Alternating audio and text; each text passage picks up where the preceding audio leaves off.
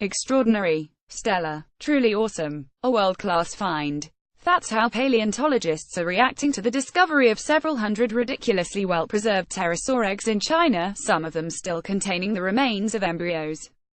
My first thought was extreme jealousy, said David Unwin, a pterosaur expert and paleobiologist at the University of Leicester.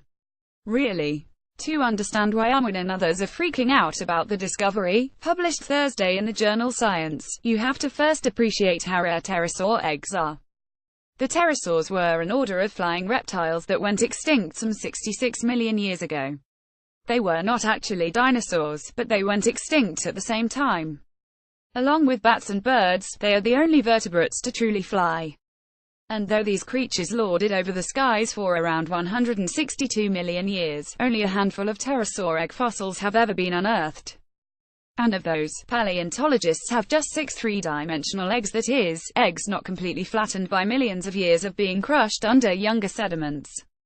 But now, we have a pterosaur egg extravaganza. According to the new research, a site in China's Turpan-Hami Basin in Xinjiang has coughed up 215 beautiful, pliable and miraculously three-dimensional eggs, 16 of which contain embryonic remains. The researchers also suspect there could be as many as 300 more eggs within the same sandstone block. No wonder Shaolin Wang, the study's lead author and a paleontologist at the Chinese Academy of Sciences, said the discovery could be described as a sort of pterosaur Eden. Aside from breaking records, Unwin said there are practical reasons for why having more eggs is better. When you have a really unique find, you basically can't do anything to it because that's all you've got. But now that we have literally hundreds of eggs to work with, we have more options, such as cutting different eggs into cross-sections to study growth rates. What's more, the egg treasure trove also boasts skeletons from what appear to be hatchlings, juveniles and adults. This, too, is an embarrassment of riches because it means scientists now have more information about how pterosaurs progressed from egg to adult than ever before. This is by far the most exciting discovery that I know of, said Alexander Kellner, co-author of the new study and paleontologist at the National Museum of the Federal University of Rio de Janeiro in Brazil.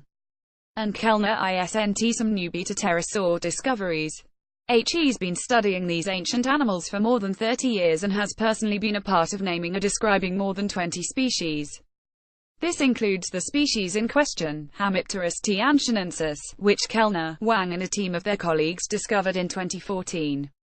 With a wingspan of approximately 11 feet, an adult H. tianchinensis may have been something like an albatross. You know, if albatrosses had large crests running the lengths of their heads and spike-like teeth. This species does not appear to have had feathers, Kellner said. Probably a fish-eater, H. tianchinensis inhabited hot and dry environments but would have buried its eggs in the sand and vegetation found on the shores of lakes or rivers. This is also likely why so many eggs have been found together. Kellner suspects recent storms caused torrential flooding which unearthed the eggs and washed them into the fossil record, along with other, older pterosaurs that fell victim to the deluge.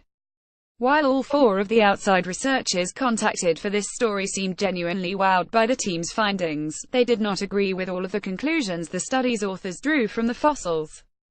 The paper says that H. tianchinensis hatchlings would have been able to fly immediately because several of the eggs the team examined showed wing bones that were less developed than expected.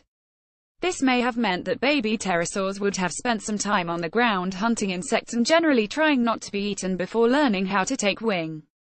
Kellner even speculated that the pterosaur females and maybe even males would have stuck around to feed the hatchlings to help get them through such a precarious stage.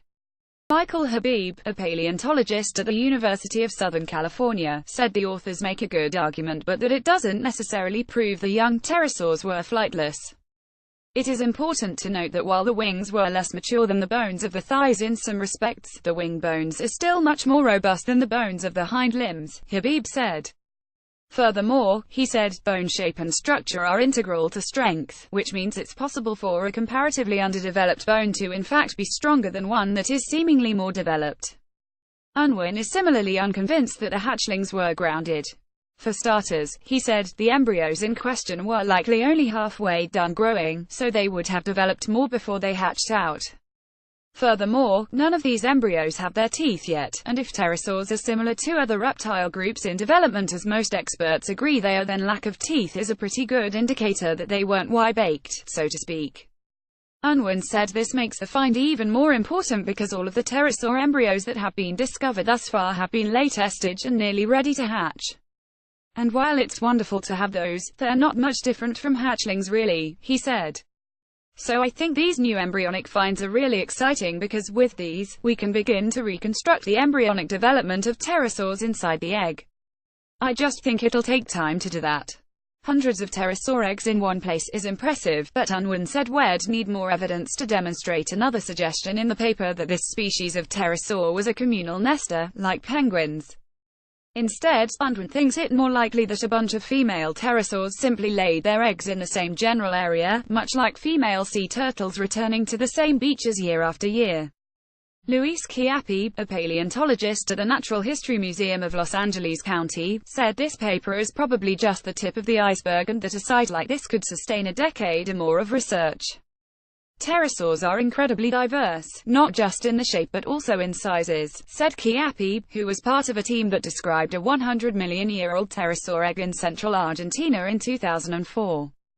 Pterosaurs ran the gamut from the gigantic, aircraft-like Quetzalcoatlus all the way down to animals about the size of a sparrow, such as Nemicolopterus. Some had the long, pointy snouts we typically associate with the flying reptiles. Others boasted wild and crazy crests, which may have been used to attract the opposite, as has been suggested with Ht. anshinensis. And still other pterosaur species had short, squat skulls more like that of a frog, Chiappi said. Albeit, a very scary frog. Pterosaurs were the very first animals with backbones to master powered flight, Kellner said. How they did what they did, and did it for as long as they did, is just one of the mysteries he and his colleagues hope to solve. The Washington Post.